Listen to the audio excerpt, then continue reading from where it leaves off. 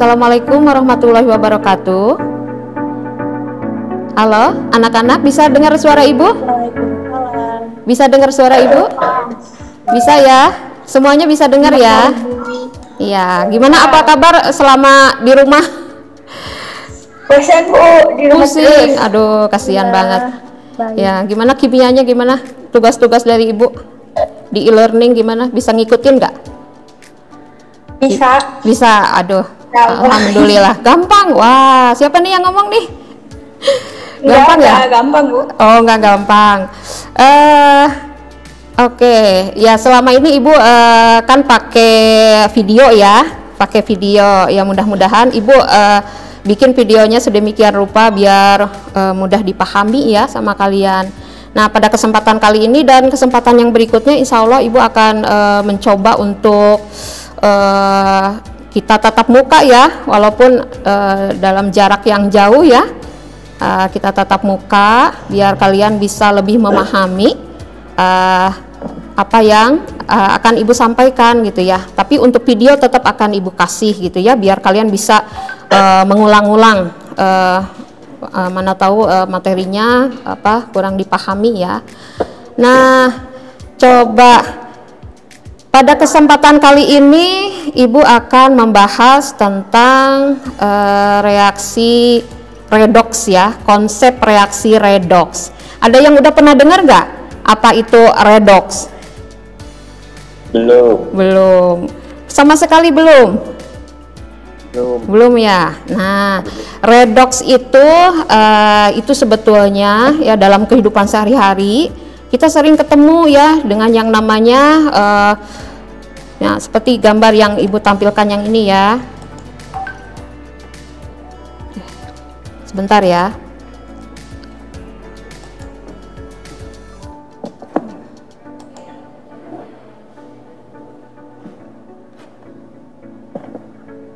Nah, coba kalian bisa lihat ini gambar apa kira-kira yang ibu tunjuk ini? Yang ini? Ada yang tahu gambar apa? Nggak tahu. Nggak tahu, masa nggak kelihatan nggak? Kelihatan nggak? Paku ya? Paku yang berkarat ya? Ya, paku. Iya, paku berkarat. Terus kemudian ini apa? Tahu nggak? Yang ini? Kertas terbakar. Iya, proses pembakaran ya, pembakaran kayu, kertas, sampah misalnya ya seperti itu. Nah, kemudian kalau yang ini apa ini? Apel kalau kita kupas. Apel kalau kita kupas itu dibiarkan dalam udara terbuka, lama kelamaan warnanya menjadi apa? Kecoklatan ya, seperti itu ya. Jadi coklat. Nah, yang berikutnya apa ini? Pisang ya? Pisang juga sama. Pisang itu mudah busuk ya. Nah, mudah busuk. Nah, jadi kalau dibiarkan di udara terbuka, nah pisang yang tadinya mulus, yang ini ya tadinya mulus, lama kelamaan dia akan berubah warna menjadi kecoklatan dan akhirnya kalau dibiarkan lama dia berubah menjadi hitam begitu. Kalau yang ini apa ini? Cincin. Nah, ini adalah reaksi penyepuhan ya. Kalau cincin itu reaksi penyepuhan. Bisa juga misalnya gini, cincin itu terbuat dari besi gitu ya. Tapi karena pengen bernilai, bisa saja besi itu dilapisi oleh emas misalnya gitu ya, dengan cara penyepuhan. Nah, yang ibu tampilkan di sini ini adalah macam-macam dari reaksi redoks dalam kehidupan kita sehari-hari gitu ya. Nah, kembali lagi ke yang tadi. Coba ibu tanya, kira-kira kenapa sih besi bisa berkarat, besi yang tadinya mulus kemudian dibiarkan di udara terbuka. Nah, lama-kelamaan besi tersebut berubah warna ya, menjadi kecoklatan dan akhirnya ya berkarat seperti itu. Kemudian apel, pisang gitu ya, dibiarkan di udara terbuka, lama-lama menjadi berubah warna juga. Kemudian reaksi pembakaran, kemudian penyepuhan. Kira-kira ada apa gitu di dalam reaksi tersebut? Ada yang bisa jawab gak? Kira-kira melibatkan apa? Ada yang bisa jawab? Mungkin melibatkan oksigen, Bu. Betul banget, melibatkan oksigen ya. Jadi kayak misalnya pagar ya, pagar di rumah. Nah, karena dibiarkan di udara terbuka, kemudian kehujanan seperti itu ya. Kemudian dibiarkan dalam sekian lama, walaupun dicat itu lama kelamaan dia akan berubah warna menjadi ada karat besi kan ya, seperti itu. Itu karena adanya reaksi dengan oksigen.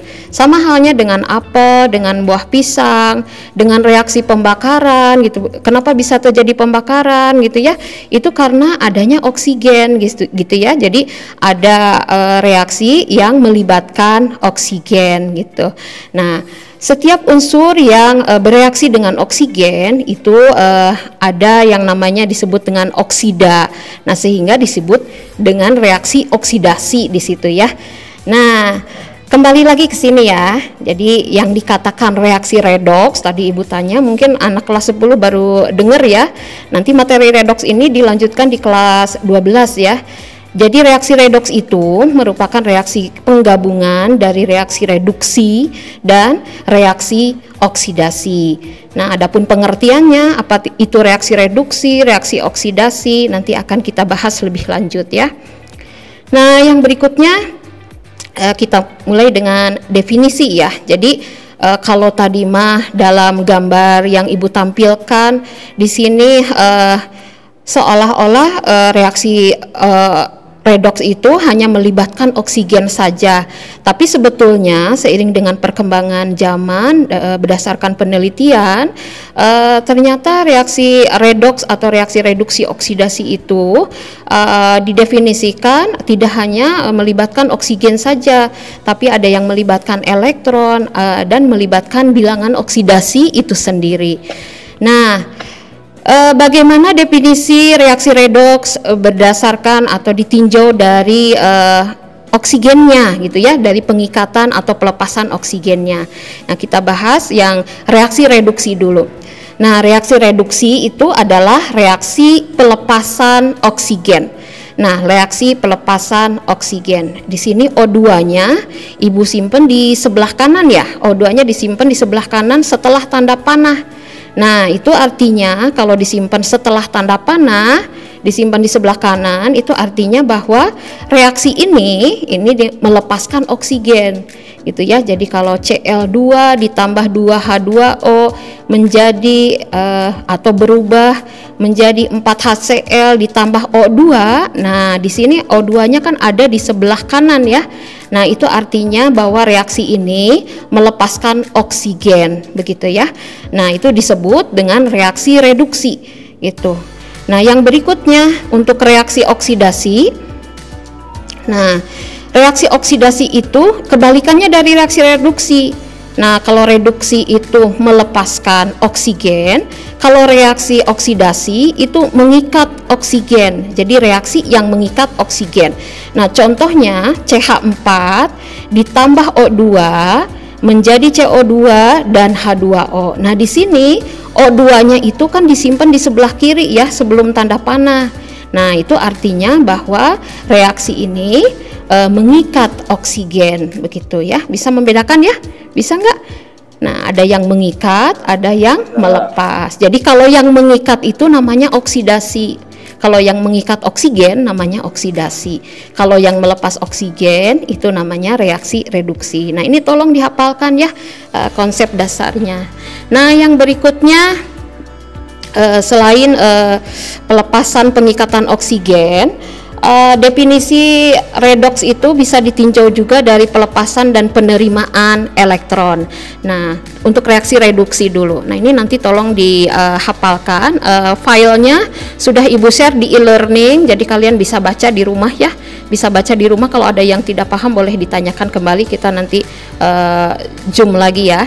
Nah, untuk reaksi reduksi itu reaksi penyerapan elektron. Nah, tadi kata Ibu, kalau yang menyerap atau mengikat itu disimpannya di sebelum tanda panah. Nah, kalau ini S ditambah 2 elektron menjadi S2-, itu artinya reaksi ini menyerap elektron atau mengikat elektron. Ya, sama dengan reaksi yang kedua juga. Nah, kalau yang menyerap elektron itu namanya reaksi reduksi. Yang berikutnya reaksi oksidasi. Nah, reaksi oksidasi itu adalah reaksi yang melepaskan elektron. Nah, kalau melepas tadi Ibu bilang disimpannya setelah tanda panah. Nah, contohnya kalsium berubah menjadi Ca2+ dan 2 elektron. Nah, 2 elektron ini disimpannya setelah tanda panah, itu artinya melepaskan elektron, begitu ya. Jadi, jangan sampai tertukar. Reaksi reduksi itu menyerap elektron, reaksi oksidasi itu melepas elektron. Nah, yang berikutnya pengertian redoks ditinjau dari biloksnya, atau biloks itu disingkat dengan singkatan dari bilangan oksidasi ya. Nah, yang pertama reaksi reduksi itu reaksi penurunan biloks. Nah, ini tolong dipahami dulu. Nah, adapun untuk biloks itu sendiri apa nanti akan dibahas lebih lanjut ya. Jadi tolong dihafalkan dulu kalau reaksi reduksi itu adalah reaksi penurunan biloks. Nah, kemudian reaksi oksidasinya yaitu reaksi penambahan biloks. Jadi kalau dia bertambah biloksnya maka disebut dengan reaksi oksidasi. Tetapi kalau biloksnya berkurang atau menurun itu namanya reaksi reduksi. Nah, yang berikutnya, nah, tadi disinggung ada istilah biloks ya, atau bilangan oksidasi. Nah, apa yang dimaksud dengan bilangan oksidasi itu sendiri? Nah, bilangan oksidasi itu adalah bilangan yang menyatakan muatan yang diemban oleh suatu atom dalam senyawa. Nah, muatannya nih Ibu kasih tanda merah ya. Jadi diingat-ingat aja kalau biloks itu adalah muatannya gitu ya. Kalau kata-katanya panjang, ingat aja biloks itu adalah muatan suatu atom dalam senyawa begitu. Nah, aturan penentuan biloks yang pertama adalah bilangan oksidasi unsur bebas. Nah, unsur bebas adalah 0. Nah, ini tolong dihafalkan. Bilangan oksidasi unsur bebas adalah 0. Nah, apa yang dimaksud dengan unsur bebas? Nah, unsur bebas itu adalah unsur yang berdiri sendiri, yang sendirian aja. Misalnya C aja, Ca saja, O saja gitu ya. Itu disebut dengan unsur bebas. Nah, kalau ditanya berapakah biloksnya C? Maka biloksnya C itu adalah 0 karena C sendirian gitu ya. Kemudian Ca berapa biloksnya? Nah, Ca sendirian maka biloksnya 0 gitu ya. Nah, selain unsur bebas ada juga unsur yang sama dia bergabung. Contohnya H2. Nah, kalau H2 berarti artinya H dengan H dia bergabung gitu ya. Unsurnya sama, H dengan H. Nah, kalau ada kasus seperti itu, nah, unsurnya sama bergabung, maka bilangan oksidasinya adalah 0 juga. Nah, ini tolong dihafalkan saja. Nah, yang berikutnya S8 misalnya. Ini kan hanya contoh ya. S8 itu artinya itu molekul belerang ya. Itu dalam bentuk, di alam itu dalam bentuk S8, artinya ada 8 unsur S dia bergabung, unsurnya sama, S semua ya. Maka kalau ditanya berapakah bilok S, maka bilangan oksidasi S adalah 0 begitu. Nah, silakan ada yang mau bertanya nggak? Halo? Nah, pada bengong ya. Nah, yang berikutnya aturan yang kedua adalah bilangan oksidasi logam 1A, 2A, 3A, maka biloksnya itu sesuai dengan golongannya. Nah, kalian harus hafalkan ya unsur-unsur yang ada di golongan 1A, apa saja gitu ya, Li, Na, K, Rb, Cs ya. Ini udah Ibu bahas di materi yang di semester 1 ya. Unsur-unsur yang ada di golongan A itu apa saja. Nah, itu harus dihafalkan. Li, Na, K, Rb, Cs. Nah, kalau mau lebih mudah, kalian bikin kata-kata sendiri yang mudah diingat ya. Misalnya Lina kemarin Rabu cemas, satu lagi ada FR ya, cemas frustasi. Lina kemarin Rabu cemas frustasi. Nah, itu harus dihafalkan ya, harus dihafalkan biar ingat golongan 1A itu apa saja gitu ya. Kemudian golongan 2A itu apa saja, beli mangga, cari Sri, bagi rata ya, seperti itu. Jadi biar ingat gitu.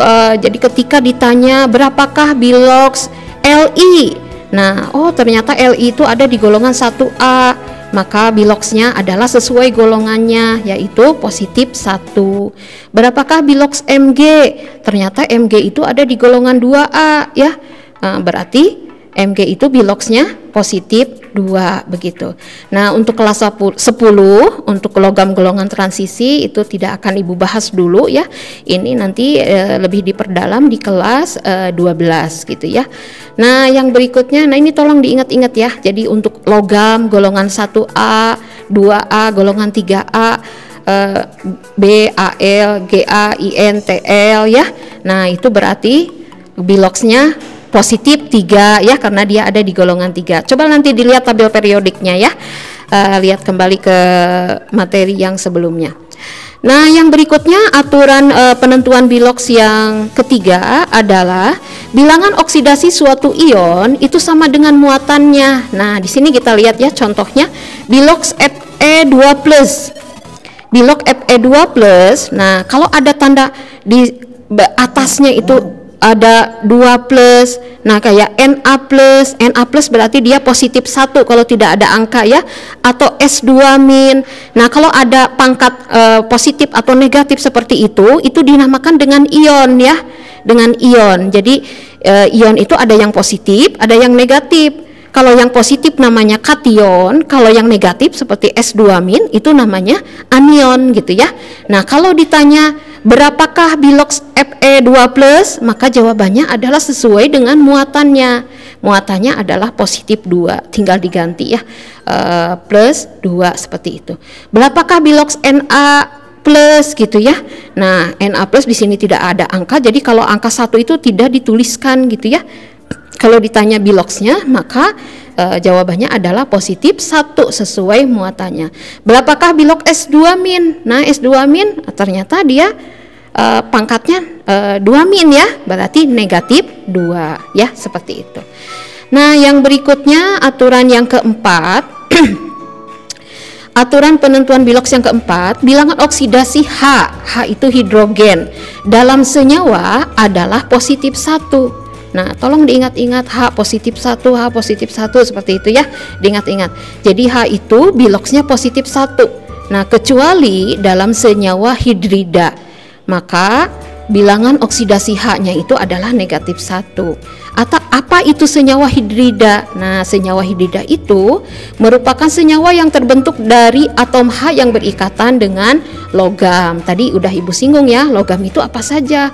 Logam-logam itu logam-logam yang ada di golongan 1, golongan 2, golongan 3. Makanya harus dihafalkan ya unsur-unsur yang ada di 3 golongan itu. Nah, contohnya bilox H dalam HCl. Nah, bilox H dalam HCl adalah positif 1. Jadi ingat ya, H itu selalu positif 1. Kecuali ketika dia berikatan dengan logam, maka bilox H-nya itu negatif 1. Nah, Na itu tadi kan ada di golongan 1 ya. Na itu logam. Maka biloxnya negatif 1 gitu.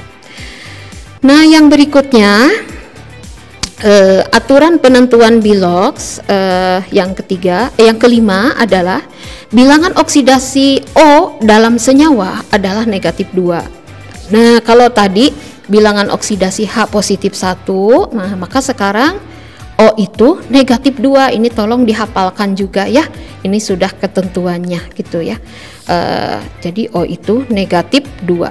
Yang berikutnya, aturan yang berikutnya, bilangan oksidasi unsur golongan 7A. Nah, golongan 7A dalam senyawa biner logam adalah negatif 1. Nah, unsur-unsur dalam golongan 7A juga harus dihafalkan.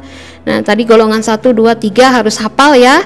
Nah, kemudian golongan 7A, F, Cl, Br, I, At. Coba bikin kalimat yang mudah diingat ya. Nah, kalau Ibu misalnya peri, calik, bari, imut, atoh gitu ya. Nah, itu kan mudah diingat tuh, jadi cepet ngapalinnya gitu. Kalau ditanya berapakah bilox Cl, nah udah nggak pusing lagi. Oh, Cl itu ada di golongan 7, maka biloxnya adalah negatif 1 ya. Pokoknya bilangan oksidasi golongan 7A itu negatif 1 gitu. Yang berikutnya, nah, bilangan oksidasi jumlah atom dalam senyawa adalah 0. Nah, kalau yang tadi kalau yang dikatakan unsur itu kan sendirian ya. Nah kalau yang ini misalnya H3PO4. Nah H3PO4 itu unsurnya kan ada 3 atom hidrogen, 1 atom fosfor, 4 atom oksigen. Nah ini berarti bukan unsur lagi, tapi suatu senyawa kan ya. Nah kalau ditanya berapakah biloks H3PO4 itu sendiri gitu ya, biloks senyawa H3PO4, maka biloksnya itu adalah 0 begitu. Ya, jadi senyawa yang seperti ini disebut dengan senyawa netral, tidak ada muatan di sini. Maka biloksnya 0. Misalnya, berapakah biloks H2O, bilok air gitu ya. H2O kan molekul tuh senyawa gitu. Nah, maka jawabannya adalah 0 juga gitu ya. Nah, jadi bilangan oksidasi jumlah atom dalam senyawa itu adalah 0.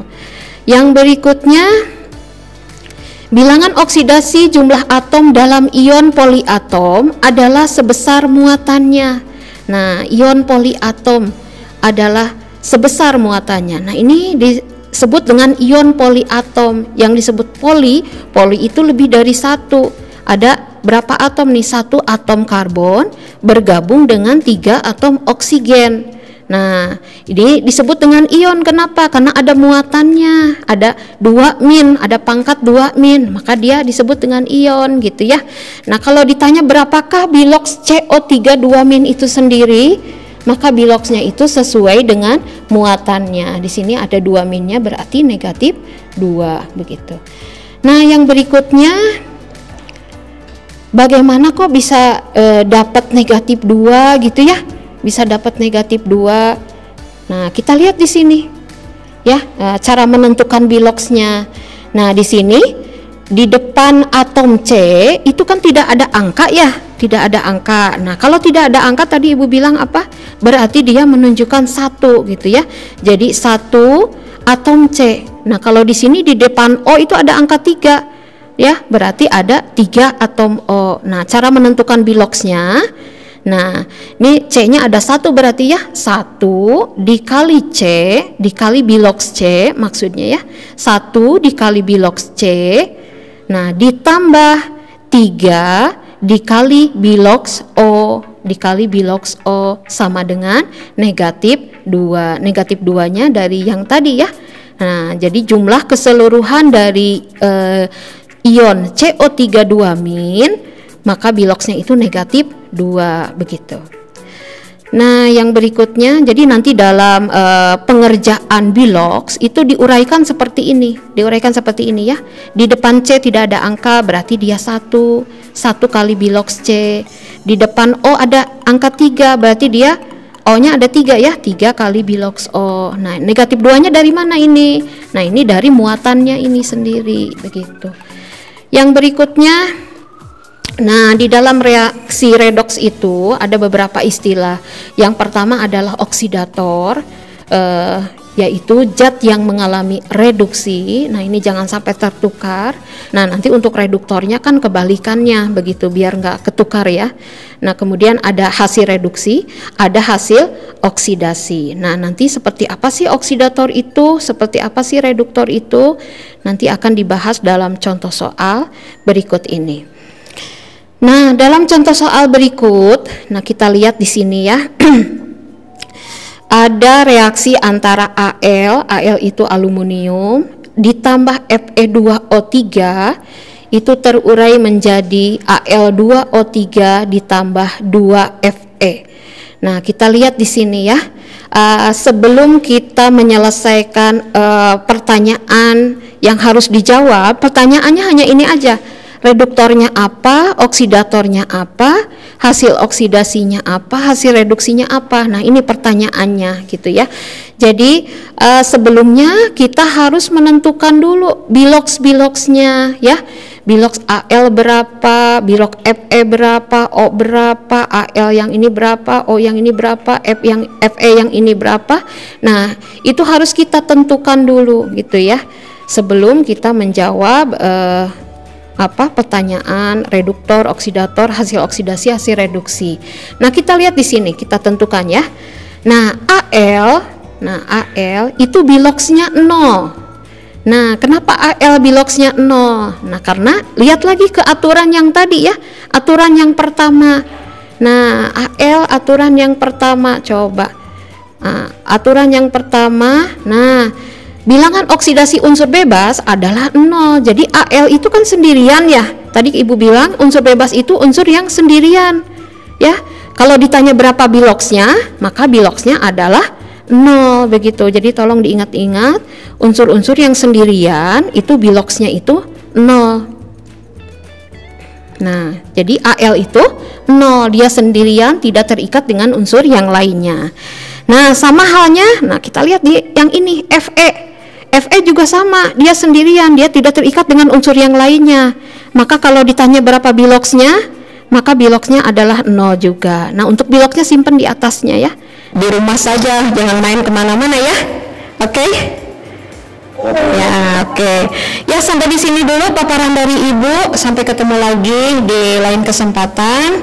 Assalamualaikum warahmatullahi wabarakatuh. Ya, sama-sama.